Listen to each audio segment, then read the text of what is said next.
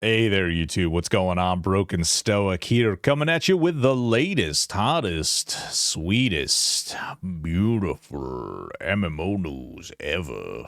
Yeah, that's right. Anyway, real quick CYA, because we need to do this in 2025. I am not employed by, sponsored by, or affiliated with any server or business that is discussed here today. The content is for news and reporting purposes only and does not promote, endorse any private server or their activity. Thank you. Okay, great. Now that's out of the way. Let's talk about the Everquest Emulator news, okay? First of all, we have this thing. It's a little old, but we got some people dropping some videos lately, and as a result of those videos coming out, people are left kind of wondering what the hell's going on, because a lot of the stuff that has come out in a particular video is just wrong. It's just wrong. Tons of bad information. So first and foremost, Big Daddy Rogan dropping some info here. By the way, if you don't know, Acadius is no longer a part of the Everquest Emulator community. As a result, Rogan has pretty much taken over. I mean, it's a community thing in general. There's a lot of different devs that contribute to this thing as a whole. But I think officially, unofficially, Rogan has sort of kind of stepped in to be the sort of curator and caretaker of the Everquest Emulator project. And as a result, sounds like he did some negotiating with Daybreak and came up with a really, frankly, it's the best they could hope for. I know a lot of people are really upset about this. I don't know why I opened that again, because I actually have it open already.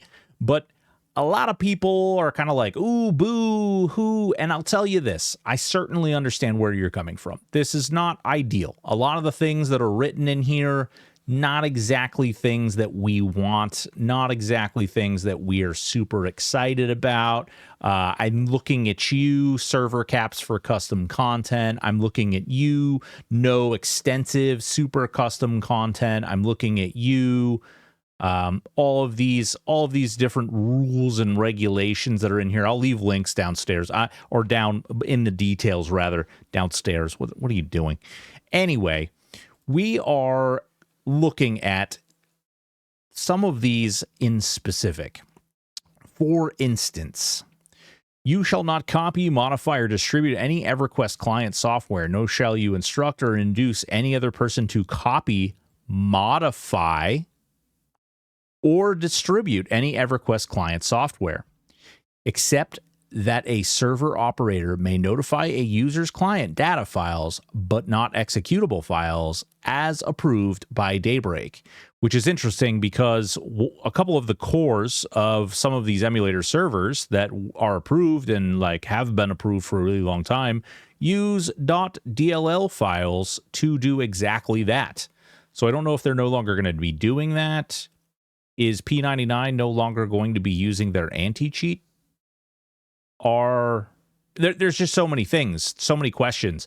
Granted, I don't think we'll ever have answers to those questions, but I think it's important just to note that a lot of those things that exist out there. Now, do I think that people are going to operate outside of that? Absolutely. Why do I think that? Well, let's look at some of these custom. Where's our rule? Here it is.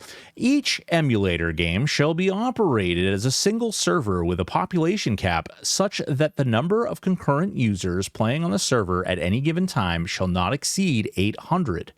Provided, however, in the event you add custom content in accordance with Section 7 above, the enforced player cap shall be 400. Well, that's interesting. Let's take a look. Huh. That's weird. That's weird. That's weird. That's weird. Isn't that weird? Anyway, I bring this up just because obviously there's a lot of things, and I'm being kind of cynical, and admittedly so, but I do think it's important to respect and appreciate Daybreak and Rogan came together, put something together, and there's actually something out there that says, hey, you can do this. Granted, they hold the ability, they reserve the ability to shut you down at any possible time for any reason or no reason at all.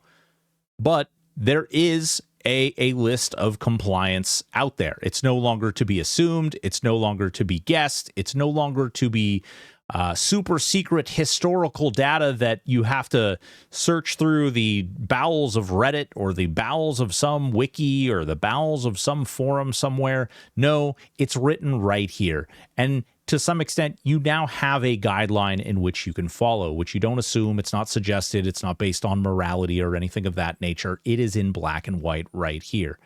So if you want to, you know how to be in compliance. I would encourage people to be in compliance, frankly. But the fact of the matter is, it's all at their discretion at the end of the day anyway. So just try and do so. Now, something a little funny is that if this is being utilized as any type of legal agreement or somehow is supposed to be represented or be upheld in any type of court situation or anything like that, I do believe it's something that you would actually have to have someone agree to and click on. They would need to hit I agree. Because certainly by putting it on your website doesn't just imply agreement. Just coming to this website, although it does infer this, I'm not entirely sure how that would hold up in court. Might hold up well, might hold up poorly. I can say, me as a probation officer, if we did not ensure understanding of each condition, and if we did not ensure signature upon acknowledgement of compliance and understanding, then pretty much nothing we did really held up. We would have to make sure that that existed. So just a thought. Now, in this video that I referenced earlier, there were some claims made as well. And frankly, saying comments like THJ royally fucked the Everquest Emulator community. So much so that other games are using it in their lawsuit. Well, let's look at that other lawsuit and what they actually said. Oh, that's weird. Daybreak Game Company provides legal permission for Project 1999, a private server that faithfully recreates the classic EverQuest experience. The partnership is confirmed by an official statement and discussed openly on the project's forums. This is actually an edit, a modification of the original, because it actually, this previously said the EverQuest Emulator project, which understandably so, given the lawsuit, doesn't necessarily apply quite in the same way. I don't know if they actually wrote that they edited it or they put a date or anything. They didn't. But that is that is the reference. And so in this video that I'm talking about, several times they mix up Project 1999 or EverQuest Emulator with the hero's journey, and all throughout their video they reference that the hero's journey is being referenced in a lawsuit because of all of the money that they brought in. That's not accurate or true or real. This is the legal reference that is being requested. And it's not even a legal document. It's a letter to Blizzard. It was them basically trying to, maybe to some success, maybe to no success, pull on the heartstrings of Blizzard. If they have heartstrings, who knows? Also, there was a reference of Rogan. Who the heck is Rogan? Well, Rogan is the facilitator, the granddaddy, master, co-creator of Project 1999. And as a result, he is also the current facilitator, curator, organizer, negotiator. I don't know. These are all unofficial titles that I'm just giving him right now, like literally as I'm recording this. But he has spoken on behalf of the EverQuest Emulator community with Daybreak to obtain this sort of tenuous agreement that exists. And frankly, I think it's a win. It's it doesn't feel like a win. It's sort of like when Project Quorum got their agreement, right?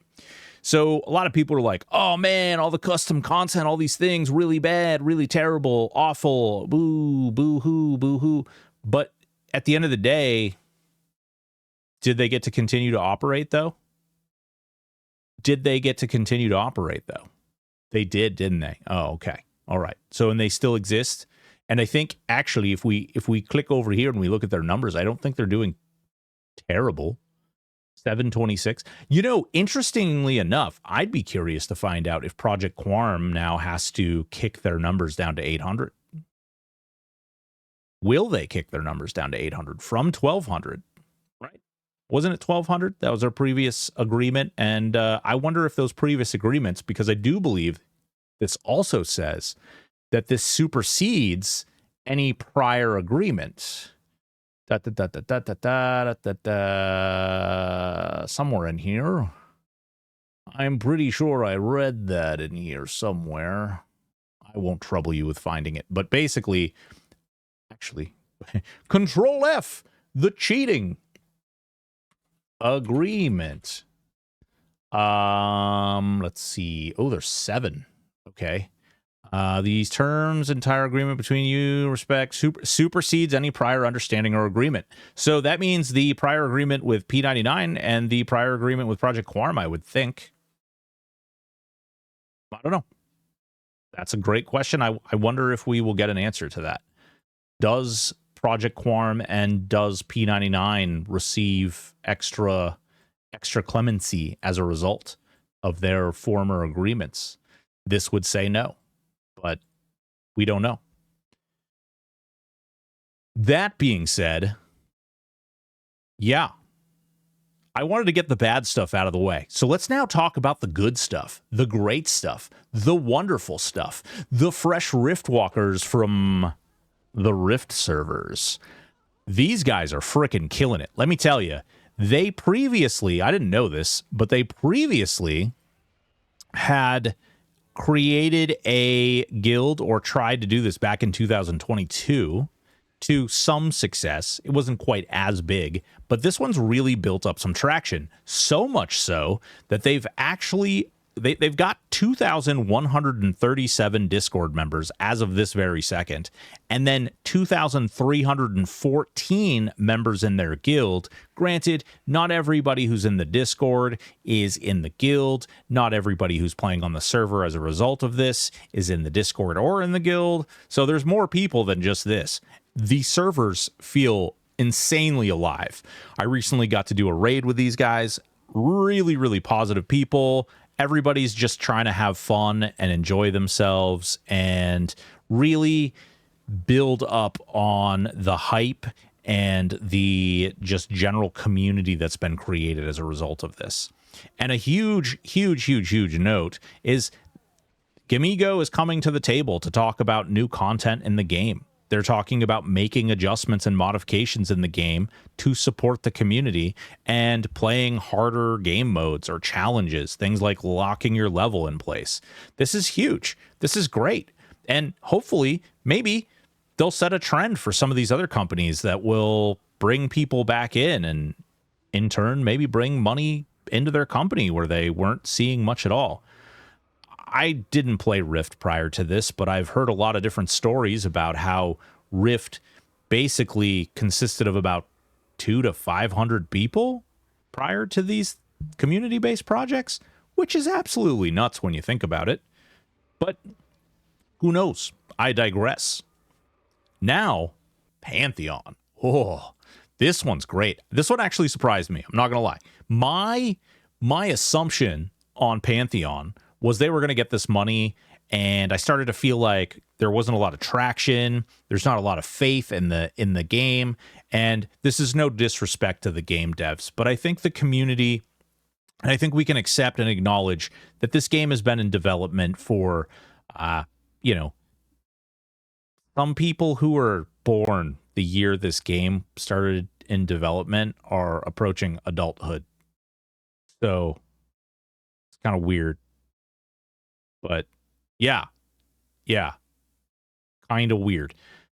But now they've gotten a huge injection of money, and as a result, we're starting to see the results. Introducing mounts and taming. Now, this is two things that I did not expect to see. I had no idea. First of all, taming. I don't think I've seen taming in a game that's been successful or worked since, Ultima Online or something to that extent. Really cool.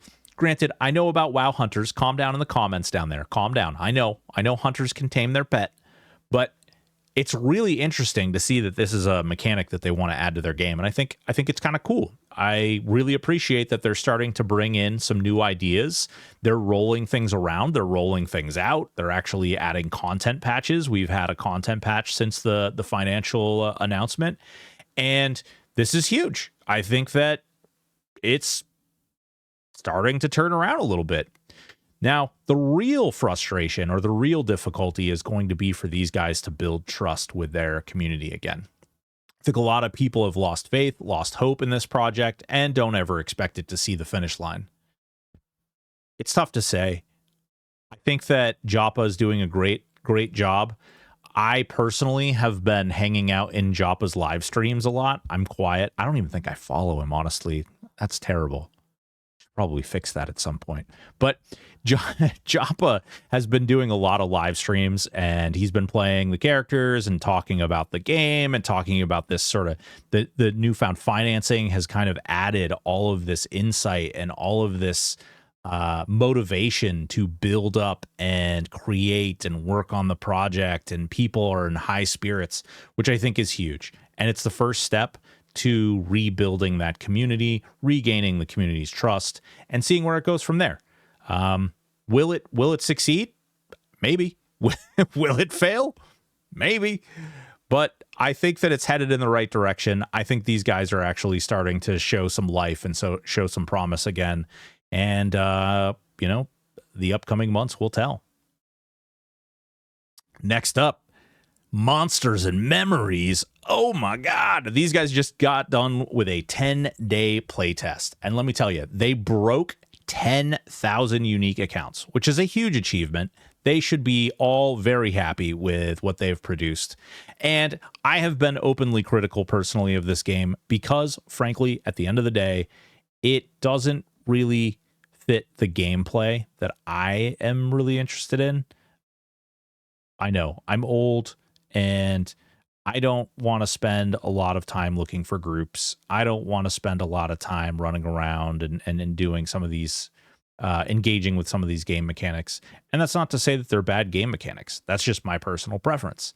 Now, with that out of the way, I do think they have a magical thing. I think this game is going to be pretty awesome for those people out there who enjoy that niche. I love that the background is actually getting dark.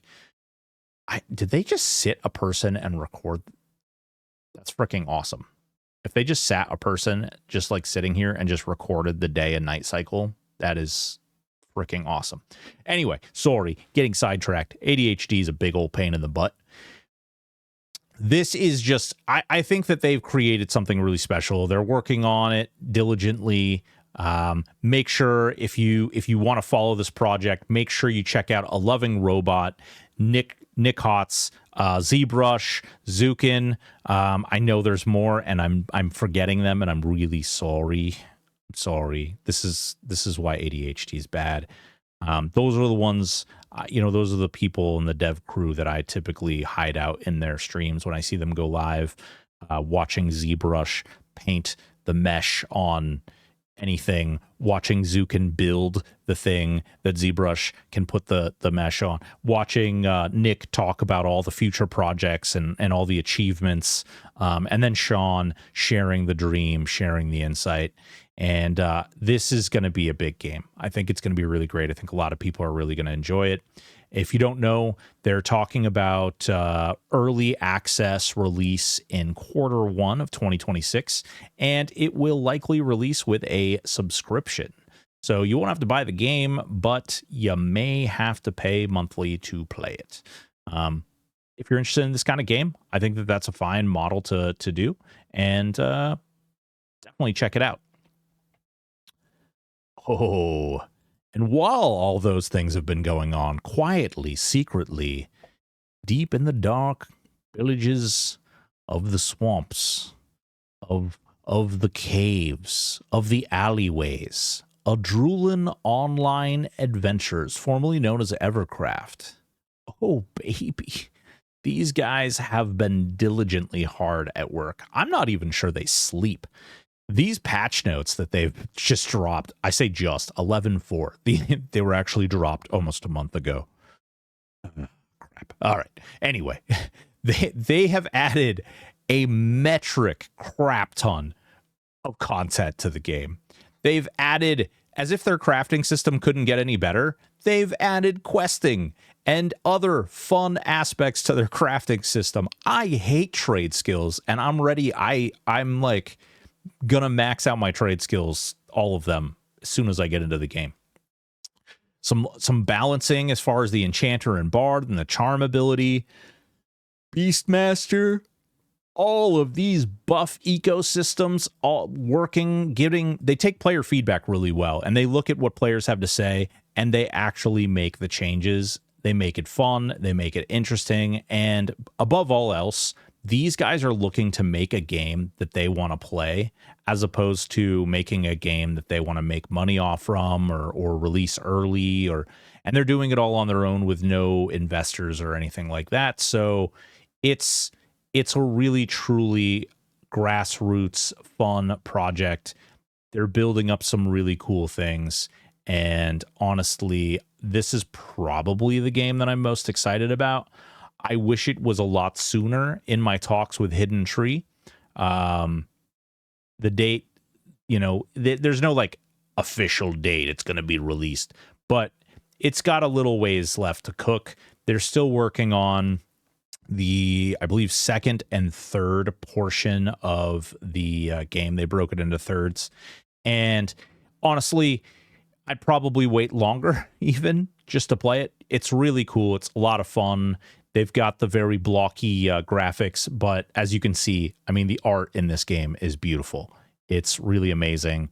Make sure if you're out there, check out Raina AM. She does some of the art. She's not the main art person, but she does some of the art in the game, and I know sometimes she streams herself working on the art. The most epic door creation stream of your life. It was actually really cool. It's neat to see how a lot of that stuff comes into creation and gets built. Would definitely recommend checking this out. And again, all the links for all the games that we're talking about today are down in the details. Boys and girls, the next thing that we have to talk about is less fun, less exciting, but more thought-provoking. I don't know how many of you guys actually engage in like AI and use AI, but I've recently had to do a lot of research on Web3 gaming, and we showed off John Smedley's new game Reaper Actual, which needs some work. It is a crypto game. It has NFTs. It has a coin. So I've been around a lot more people who are interested in the crypto stuff lately. But in addition to that, with the growth and obviously all the highlighting of memory being expensive and graphics cards being expensive because AI is becoming the hot new thing, I'm starting to see a lot of like really interesting similarities in the crypto community and the AI community. Now, if you know me or you've watched my content, you'll know I use AI, but it's trash 90% of the time. I make something, I have to, like, AI breaks it, then I have to remake it in the AI format that it created, and then I have to go back and fix it, and then break it, and then fix it. It's a process. But what I do like is that for someone with ADHD, it provides me with guardrails, which I can kind of stay within somewhat and kind of target my focus and then build from there, as opposed to, I'm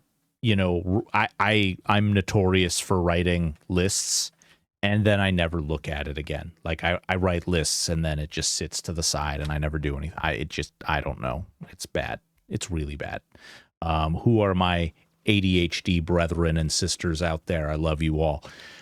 But I love using AI for that purpose. It gives me those guardrails. So I use Twitter, and I try not to read a whole lot of stuff on Twitter, but what I have noticed is the kind of overarching thing. Remember when we used to see like Web3 gaming is inevitable. Web3 gaming is tomorrow. It's Web3 gaming. It can't fail. People deny it, but it'll be here whether they like it or not. And now it's kind of like AI is the same thing.